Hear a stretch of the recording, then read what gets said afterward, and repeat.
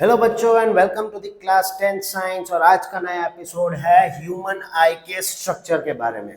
आज हम इस टॉपिक में पढ़ेंगे कि भाई हमारी आंखें जो है वो कैसे एक लेंस का यानी कि एक कैमरा का काम करती है और हमें कैसे सारी चीजें दिखाई देती है। The human eye helps us to see the beautiful world around us. और कलरफुल वर्ल्ड जो है हमारे आजू बाजू में वो हमें क्यों दिखता है, कैसे दिखता है, चलिए स्टेप बाय स्टेप ह्यूमन आई का स्ट्रक्चर समझते हैं। सबसे पहला पार्ट जो आता है ह्यूमन आई में वो है cornea. Now this cornea it is a transparent layer, एक ये बाहर का बल्ज है, ट्रांसपेरेंट बल्ज है यहाँ पे जो कॉर्निया का काम करता है। It let's the light enter inside the eyes. Okay, the second part comes is the iris. Iris क्या है? वो एक कलर्ड पार्ट है, this green coloured part. Okay, now the part it controls the size of the pupil. वो किसके control करेगा? जो हमारा प्यूपिल है ये ब्लैक कलर का, उसकी साइज को वो छोटा या बड़ा रिक्वायरमेंट के मुताबिक करेगा। Next is the pupil. It is the black opening in the iris which allows the light to enter the eye. यानी कि अगर कोई रे ऑफ लाइट आ रही है तो वो सबसे पहले कॉर्निया के ऊपर, फिर जाके वो जाएगी आइरिस के ऊपर, वहां से वो प्यूपिल में एंटर करेगी। उसके बाद आता है हमारा lens, the crystalline lens. Lens it is transparent and elastic. वो ट्रांसपेरेंट तो है ही लेकिन साथ में इलास्टिक भी है।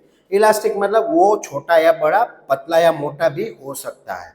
और ये जो छोटा बड़ा पतला मोटा करने का काम जो है ना वो करते हैं यहाँ के दो, वो है सीलियरी मसल्स। वो क्या है?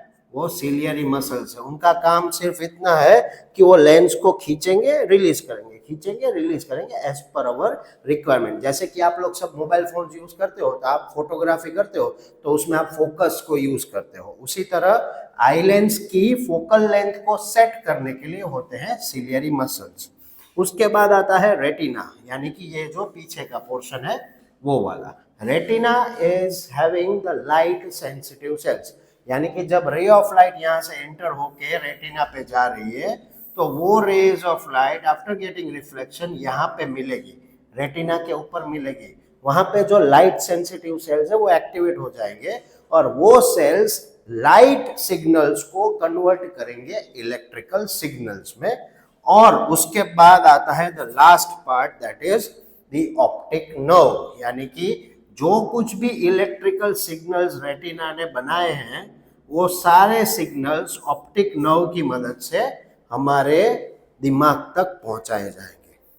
हमारा दिमाग उन सिग्नल्स को इंटरप्रेट करेगा, लेकिन सबसे पहली बात, वेरी इंपॉर्टेंट थिंग, कि ब्रेन पहले उस इमेज को सीधा करेगा, क्योंकि हमारे आंखें जो कुछ भी देखती है वो हमेशा उल्टा ही देखती है।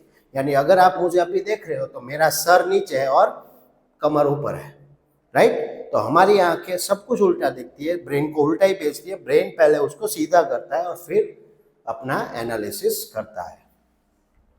फंक्शनिंग पूरा मैंने आपको स्टेप बाय स्टेप दिखा दिया। केयर कैसे लेनी है?